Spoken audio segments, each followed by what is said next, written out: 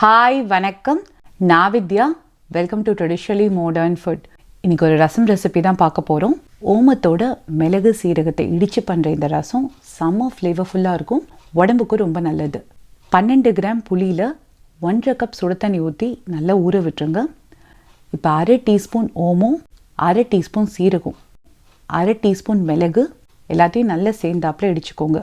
இடிச்சிட்டு 1/8 டீஸ்பூன் இஞ்சி, 2 பெரிய பல்லு பூண்டு திரும்பவும் எல்லாத்தையும் நல்லா சேர்ந்தாப்பில் தட்டிக்கோங்க. இப்போ இதை எடுத்து வச்சுட்டு ரசம் பண்ணிக்கலாம்.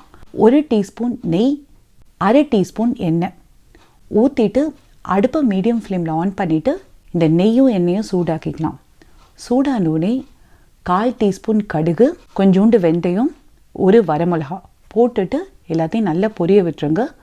பொரிஞ்சோடனே நம்ம இடித்து வச்சதெல்லாம் போட்டுட்டு அடுப்பை லோ டு மீடியம் ஃப்ளேமில் வச்சுட்டு நல்லா சேர்ந்தாப்பில் 1 நிமிஷத்துக்கு வறுத்துக்கோங்க. இப்போ 1/2 கப் தக்காளி போட்டுட்டு எல்லாத்தையும் நல்லா மிக்ஸ் பண்ணிவிட்டு 1.5 நிமிஷத்துக்கு நல்லா சேர்ந்தாப்பில் வதக்கிக்கோங்க. கொஞ்சம் கருவேப்பிலை, 1/2 டீஸ்பூன் பெருங்காயம் போட்டுட்டு எல்லாத்தையும் நல்லா மிக்ஸ் பண்ணிக்கோங்க. இப்போ கரைச்சி வச்ச புளியை வடிகட்டி ஆட் பண்ணிக்கலாம். எக்ஸ்ட்ராவாக 1/2 கப் தண்ணி அந்த புளியில் ஆட் பண்ணிவிட்டு அதையும் புளி கரைச்சி ஆட் பண்ணிக்கலாம். இப்போ கொஞ்சோண்டு மஞ்சள் பொடி, 1/4 டீஸ்பூன் தனியாத்தூள், ரசத்துக்கு தேவையான உப்பு, கொஞ்சம் கொத்தமல்லி போட்டுட்டு லோ டு மீடியம் ஃப்ளேமில் 3லேருந்து 4 நிமிஷம் இந்த ரசத்தை குக் பண்ணிக்கோங்க. ரசம் நல்லா நுரைச்சுண்டு இந்த மாதிரி ஒரு கொதி வரணும்.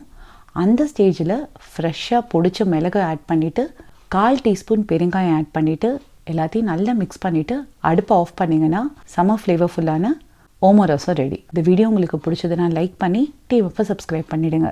தேங்க்யூ.